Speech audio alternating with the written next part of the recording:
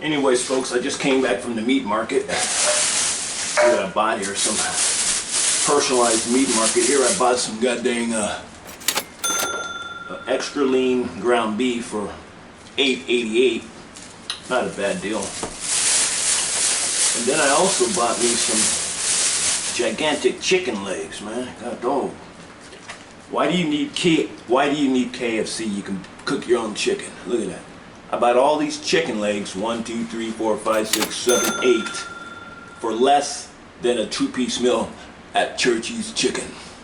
You women need to pay attention. You want to find a man. I mean, we men have to learn how to cook for ourselves nowadays. If you ask a woman to cook, she thinks she's being sexuality or something, or sexist.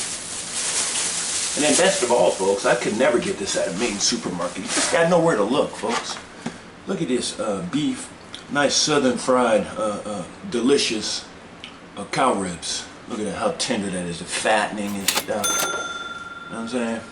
I bought that for only $14.82 at this meat marketplace, okay? Look how delicious that is. Maybe we'll marinate that, man. What else did I grab out there? Grab some potato fries, whatever you call them, and some good old fried okra. Okay, already has the breading on it, and some damn beef liver, cow liver. Who doesn't like good cow liver every now and then? Okay, already thawing out. And I think I paid around, I don't know, 40 bucks for it all or so. Not a bad deal. No vegetables or anything, but so what?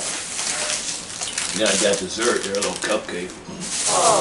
And that's it, folks. So, anyways, you can make it in today's times. Alright, and thank you for tuning in to How to Make It If You're Poor and Single. Alright, let's go to the next scene.